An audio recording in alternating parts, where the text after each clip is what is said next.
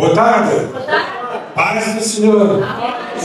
Maravilha, estamos aqui, não é? Que bênção, que alegria, que regozijo, que privilégio estarmos aqui na casa do Senhor. Tantos queriam e não podem. Tantos ainda, infelizmente, são perseguidos. Querem vir à casa do Senhor e não conseguem. Mas, graças a Deus, porque nós, pela graça do Senhor, também somos felizados por estarmos aqui na casa do Senhor. Amém? Obrigado.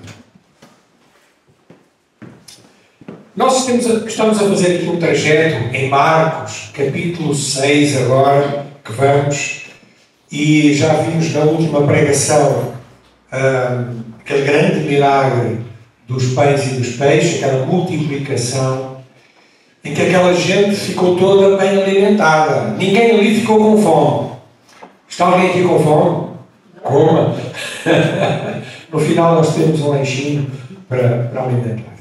Mas quase 5 mil homens que estavam ali, fora as mulheres e as crianças, que seriam talvez mais do dobro. Portanto, mais de 10 mil pessoas estavam ali e foram alimentadas com apenas 5 pães e 2 peixinhos. Que grande milagre que o Senhor fez. Amém. Amém? E a seguir, o Senhor ordenou no capítulo 6 de Marcos, que nós estamos aqui, que os seus discípulos, portanto, despediu a multidão, mandou-os embora, agora finalmente já estavam alimentados, já podiam ir em paz, e agora mandou os seus discípulos, que estavam muito cansados, lembram-se que falámos, e eles tinham vindo da missão, e tinham pregado o Evangelho, nem tinham tempo para comer, mas agora estavam saciados, e Jesus então mandou-os entrar num cruzeiro. Eu sei que há aqui fãs de cruzeiros, mas realmente eles entraram no barco para ir para a outra banda. Mas vamos ler o relato bíblico, porque é sempre bom ler a palavra do Senhor antes de tudo, e é o que costumamos fazer. Marcos 6, versículo 45. Diz assim a palavra do Senhor, 6:45. E logo Jesus obrigou os seus discípulos a subir para o barco e passar adiante para o outro lado, a Betsaida. E entrando ele despedia a multidão, enquanto ele despedia a multidão. E tendo-os despedido, foi ao monte para orar. E sobrevindo a tarde, estava o barco no meio do mar, e ele sozinho em terra. E vendo que se fatigavam a remar, porque o vento lhes era contrário, perto da 4ª vigília da noite, aproximou-se deles, andando sobre o mar. E queria passar adiante deles.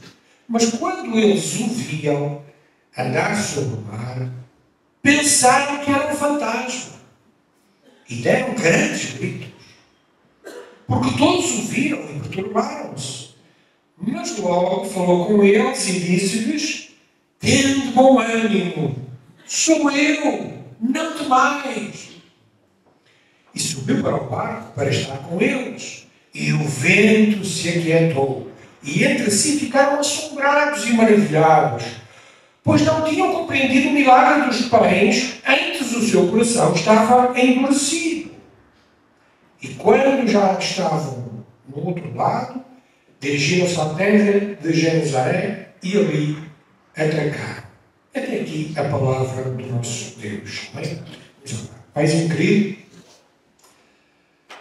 nós temos a convicção que tu estás aqui, Senhor. O nosso encontro não é meramente um encontro de pessoas, mas é um encontro contigo, Senhor. E queremos, Senhor, pedir-te que tu manifestes a tua presença, Senhor. Que tornes a tua presença real a cada coração, a cada pessoa que está aqui nesta tarde e a todos os outros que nos estão a ouvir também, Senhor. E que tu, Senhor, pela tua graça, pela tua misericórdia, pelo teu poder, te manifestes em vida, em salvação e em edificação, Senhor. Faz isso pela ação do teu Espírito Santo em cada um de nós. Nós oramos e pedimos isto para a tua honra e para a tua glória, em nome de Jesus. Amém. Então, Jesus ordenou aos seus discípulos, mandou-lhes.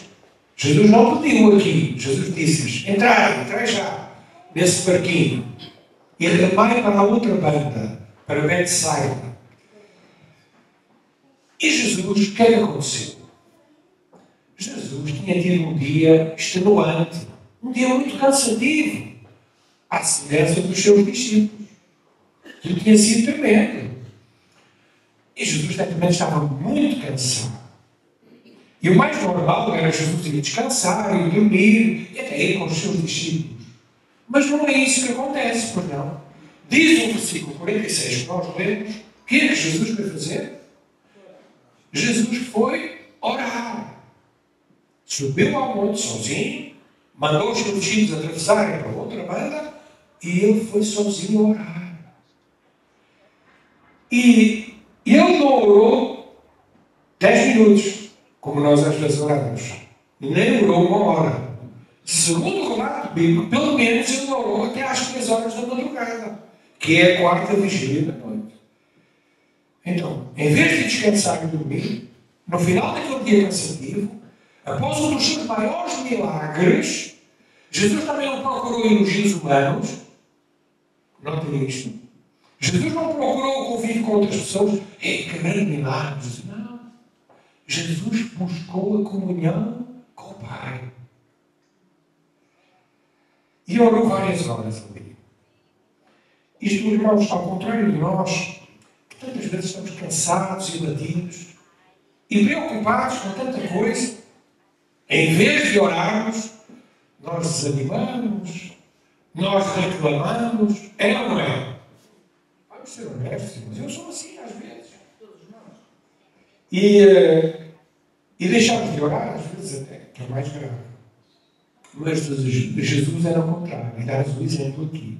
Jesus procurava subir ao monte, estar sozinho com o Pai e orar.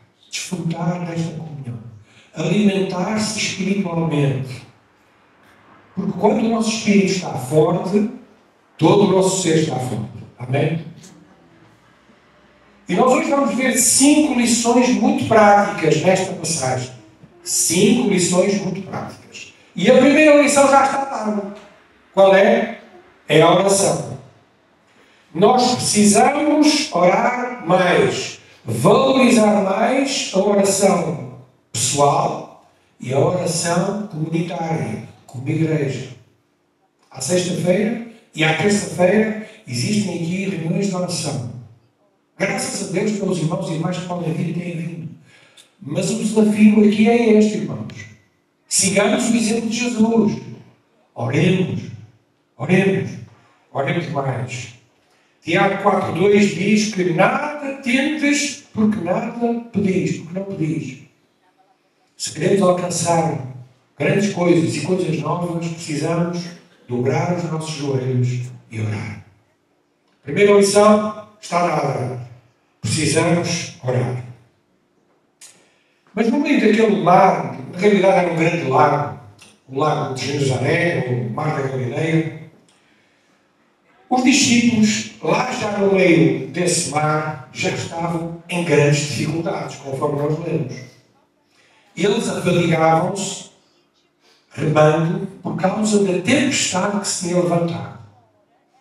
Era normal, e é normal naquela região, de vez em quando, levanta-se uma grande tempestade e as ondas ficam grandes e o vento é muito forte. E eles levavam do versículo 47 ao 48 e lutavam pela sua própria vida, no certo sentido. Estavam cansados já.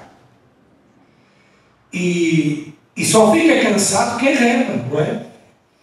E ao pensarmos nisto, remar aqui significa trabalhar, significa não ficar parado perante o vento, perante as dificuldades, perante as lutas. Mas lembremos que nós estamos sozinhos nessa jornada. Não estamos sozinhos nessa caminhada. Não estamos sozinhos a remar, irmãos. O Senhor é contigo, o Senhor é comigo. E a vida nem sempre é fácil. O facto de se levantarem ventos e tempestades, e nesta semana se levantou uma grande tempestade aqui no Porto, né, em Portugal, é a Aline, né? Ouviram? Quarta-feira à noite, salvo erro, foi o pior. Aquilo era terrível. Água, com fartura, muito vento. Mas sabem uma coisa curiosa? No dia a seguir de tarde, pelo menos aqui no Porto, o sol raiou. Foi ou não foi?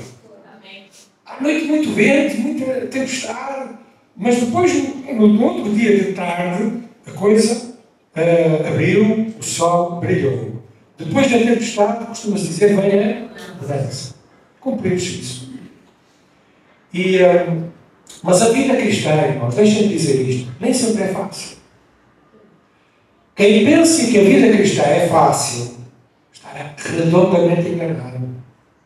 Há lutas, há dificuldades. Esse evangelho cor-de-rosa não existe. É só vitória, é só bênção, é só isto, é só dinheiro, é só carros, é só casa. Tudo corre. Não, nós temos dificuldades. E nós temos que ter esta humildade, esta sensibilidade para pregar o evangelho, que implica ondas, ventos, coisas contrárias na nossa vida. Mas sabem qual é a maravilha disto tudo? O versículo 48. Jesus viu à distância o problema daqueles discípulos. Ele viu que eles se afadigavam, que eles lutavam com as ondas, com o vento. Jesus viu. E Jesus viu o teu problema. Não estás sozinho. Mas o mais maravilhoso ainda é que Jesus não só vê o nosso problema, as nossas dificuldades, e Ele não cruza os braços e fica indiferente como alguns fazem isto de Deus. Deus é um Deus distante, que está acertado e não quer saber dos homens que caem baixo. Nada disso. Nós vemos aqui um Jesus poderoso que Ele viu as dificuldades dos seus discípulos, não ficou indiferente e Ele foi ao encontro dos seus discípulos. Glória a Deus. Além de contarmos com a sua oração, a oração de Jesus, porque Jesus é o grande intercessor, Ele continua com esse ministério, orar por ti, orar por mim. Pode mais ninguém orar por ti, mas sabemos que pelo menos há alguém que ora, que é Jesus Cristo. E o Espírito Santo também intercede. E o Pai também intercede. Mas não só Jesus é o grande intercessor, mas Ele também é o grande ajudador da nossa vida. Então a segunda lição para avançar é que Jesus vê as nossas dificuldades e no seu tempo oportuno, segundo a sua boa vontade, Ele socorre-nos, manifesta-se e ajuda-nos. Amém. Podes contar com Jesus, porque Ele quer estar ao teu lado. Ele quer te ajudar. Jesus então foi ter com eles. Mas Jesus foi ter com eles de uma forma extraordinária. Já viram? Como é que Jesus foi ter com os discípulos? Andando sobre as águas. Bem, porquê é que Jesus fez isto? Jesus podia ter aparecido no barco. Ele é Deus. Nós vamos ver isso. Jesus podia ter arranjado um barco, remar também, e ter com os seus discípulos. Jesus podia ter arranjado muitos processos de ir ter com os seus discípulos. Mas Jesus, para demonstrar algumas verdades que nós vamos referir, andou sobre as águas agitadas do mar. E lembramos que era noite. O tempo não era propício. E Jesus galgou aquelas ondas agitadas do mar. Não dispomos de todos os dados, de toda a informação. Porquê é que Jesus fez isto? Porquê é que Jesus agiu desta forma? Mas temos algumas pistas. Vamos ver 3. Primeiro, Jesus provou aqui mais uma vez a sua divindade. Jesus é Deus. Não há ninguém. Há uns mágicos a imitar isto, não é? Eram sobre as águas, mas não truque, não é? Mas Jesus não fez truque nenhum. Jesus galgou mesmo por cima das águas. Isto é impossível humanamente falando. Não há homem ou mulher, por mais magrinho que seja, que ande sobre as águas. É impossível. Por isso, Jesus aqui manifestou mais uma vez o seu poder sobre a natureza, sobre os elementos naturais e sobre também os espíritos e sobre todas as coisas. Porque Jesus é Deus. Ele disse, é-me dado todo o poder no céu e na terra. Mateus 28, 18. Podemos acrescentar e no mar também. Poder no céu, na terra e no mar. Colossenses 1, 16 e 17 diz: tudo foi criado por Ele, está a falar de Cristo, de Jesus, tudo foi criado por Ele e para Ele. Ele é antes de todas as coisas e todas as coisas subsistem por Ele. É este Jesus que nós seguimos, que nós amamos. A segunda razão porque Jesus talvez caminhou sobre as águas está uma pista no versículo 52, que diz aqui, vamos ler, não tinham compreendido os seus discípulos o milagre dos pães. Antes o seu coração estava endurecido. Bom, este versículo denota aqui que os seus discípulos, depois de verem o milagre do Senhor, eles, em vez de aceitarem a divindade de Jesus Cristo, em vez de aceitarem o seu poder, a sua obra, quem Ele era de facto, não, endureceram o seu coração. Não sei, isto foi um truque qualquer. Quer dizer, eles congeminaram ali na sua mente, em vez de aceitarem o poder de Deus manifesto em Jesus Cristo, não. Eles fecharam o seu coração, endureceram o seu coração. E nós como é que somos, irmãos? Perante tanta coisa que já vimos na obra do Senhor, tantos milagres, curas, salvação, maravilhas, às vezes o nosso coração está endurecido. Temos dificuldade em perdoar. Temos dificuldade em aceitar a obra de Deus. Temos dificuldade em nos envolver. Temos dificuldade em ter mais compromisso com o Senhor. Não compreendiam o milagre ainda. Os seus corações estavam endurecidos. E então a segunda razão, Jesus fez aqui para amolecer os seus corações. Que ninguém nesta tarde esteja com o coração duro, mas que o Espírito Santo esteja aqui a amolecer esses corações e a abrir esses corações para receber a palavra do Senhor. Terceiro motivo, porque Jesus fez isto, andando sobre as águas, é porque Ele não queria que eles temessem o que vinha a seguir. Aliás, Jesus não queria que eles temessem nada. E Ele queria que a sua fé se apoiasse naquele que vence todas as coisas. Que o seu olhar não estivesse voltado para as circunstâncias difíceis que viriam a seguir, a Ele partir, mas que tivesse a sua fé apoiada naquele que vence as águas do mar, que vence o diabo, que vence o pecado, que vence os espíritos malignos, que vence todas as coisas, porque Ele é o vencedor, Jesus Cristo. E então Ele também fez este milagre para demonstrar o seu poder, que Ele era mais forte do que tudo e do que todas as coisas. A terceira lição então é esta. Jesus pode todas as coisas e tem todo o poder. Não há nada na nossa vida que Jesus não possa vencer. Nada. Porque Ele é todo poderoso.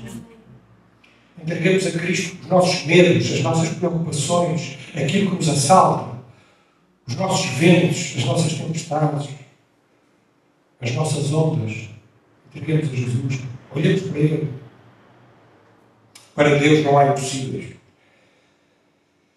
Mas a reação dos discípulos, ainda ali no barco, ao verem Jesus aproximar-se sobre as águas, qual foi? É uma reação que nós também não compreendemos muito bem. É estranha. É compreensível? Sim, é compreensível, mas é estranha. Porquê? Porque quando viram Jesus a aproximar, eles começaram aos gritos e pensaram que era um fantasma. Então como é que é? Os fantasmas existem?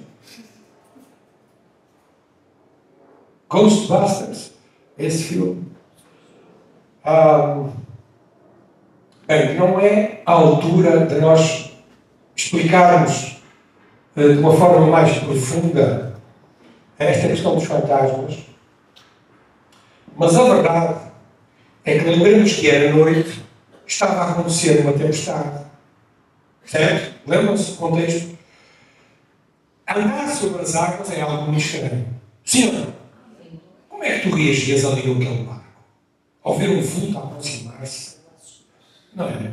Eu acho que ninguém, no seu perfeito juízo, ficava calminho. Olha, vem aí uma pessoa a andar sobre as águas. Temos que reconhecer que talvez esta reação, sendo estranha, é de alguma forma compreensível. Mas o medo excessivo, que era o que estava ali, perante o desconhecido, pode gerar crendice e superstição. Cuidado com a crendice. Às vezes há coisas que nós não entendemos, mesmo na vida espiritual. E cuidado quando às vezes interpretamos isso de uma forma errada, pensando que são fantasmas, que são espíritos malignos, que é isto e que é aquilo, e às vezes não é nada. É fruto tudo da nossa imaginação e cabeça. Há dois erros perante fenómenos que não se conseguem explicar. O primeiro é atribuir ao diabo tudo. O contrário é não acreditar que não há nada, que não há manifestações sobrenaturais, que é outra mentira. John Stott disse: precisamos manter um equilíbrio bíblico, evitando por um lado a extrema superstição que crê em tudo e por outro lado a desconfiança extrema que não crê em nada. Irmãos, há espíritos malignos? Sim, há. O diabo está operante? Está. Mas maior é o que está em nós do que aquele que está no mundo. Jesus bradou em alta voz perante aquele medo, perante aquela superstição, perante aquela crendice. Sou eu, não demais. Tenham bom ânimo, tenham coragem. Sou eu, amigos. Até uma coisa estranha na passagem. Parece que Jesus ia passar adiante deles. Não ia parar. Também não consigo explicar isto. Mas por causa daquele medo, eles ficaram tão apavorados que Jesus resolveu: bem, contem com eles.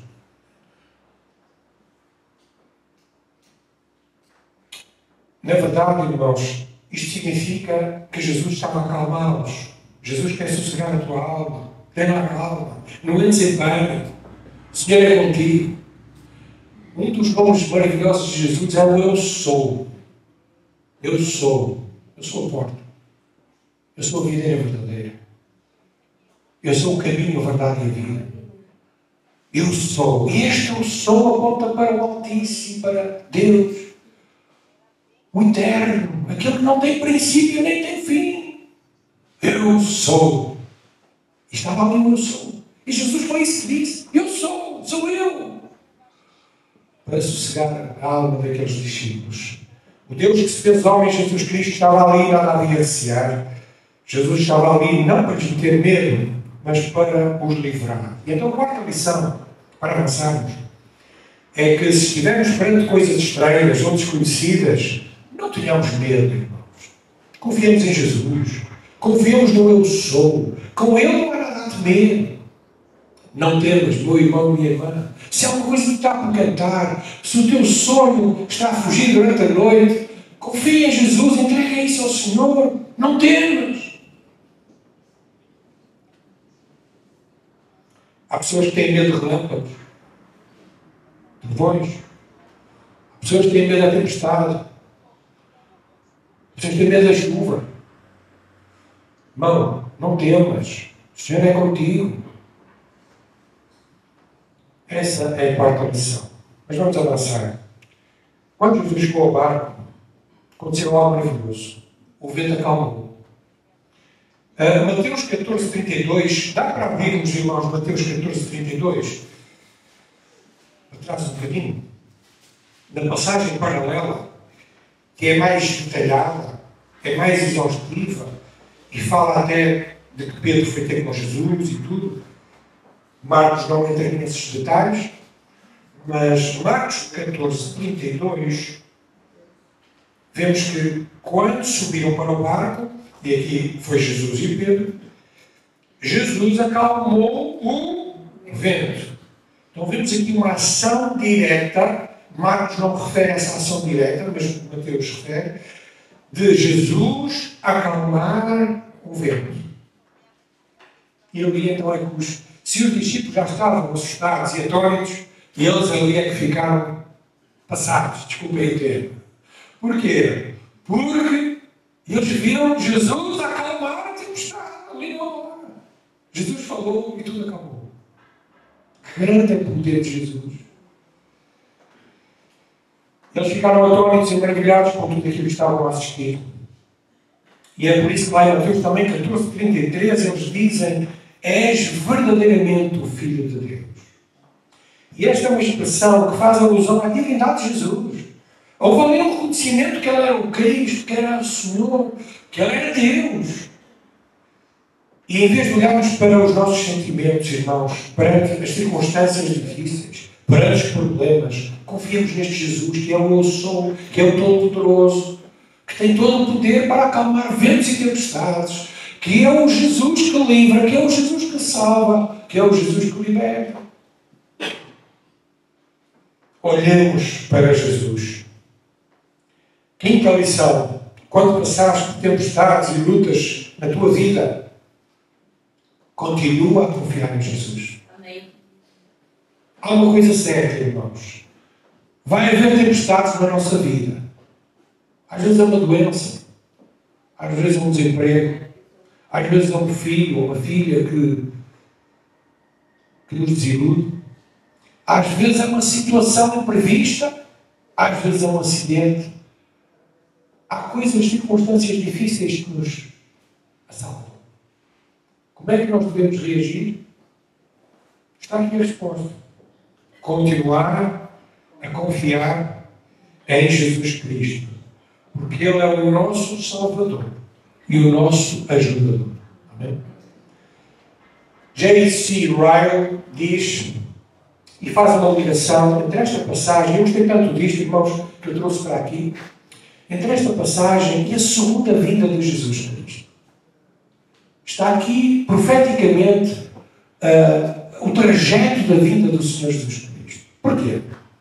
Porque, à semelhança dos discípulos, nós também andarmos no mar desta vida, com ventos, com tempestades, com ondas fortes, e Jesus, estando connosco, não está fisicamente ainda connosco, não é? Está espiritualmente. Mas quando Jesus vier ao nosso encontro, e glória a Deus porque esse dia está breve, quando Jesus vier nas nuvens buscar a sua preciosa igreja, aqueles que são salvos, a sua igreja eleita e preciosa, vai subir e então gozaremos de paz, bonança e alegria perfeitas.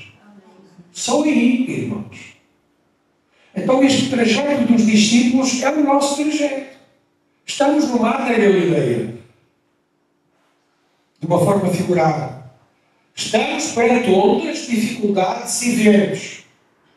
Jesus está connosco. Jesus ora por nós. Mas fisicamente ainda não está connosco. Mas vai haver um dia em que Ele vai voltar. E aí sim nós subiremos e estaremos com Ele para todo o sempre. Glória a Deus. Então, resumindo as 5 lições desta passagem, irmãos, e eu não vos vou cansar mais, a primeira lição é que precisamos orar mais. Guardemos esta primeira lição, irmãos. Está aí muito do segredo para a nossa vida espiritual. Precisamos orar mais, pessoalmente, em família e como igreja.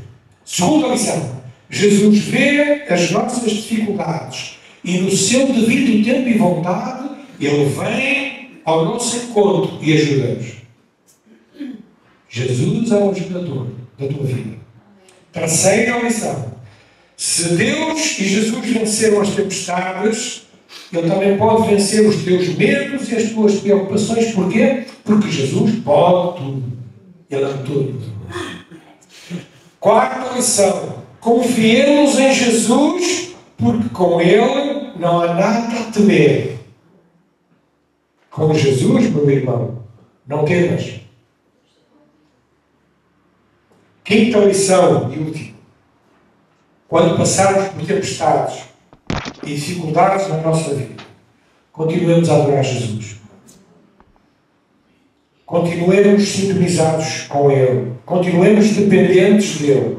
Porque esse é o nosso Salvador. Ele é o nosso ajudador. Ele está contigo todos os dias da tua vida. Que Deus te abençoe.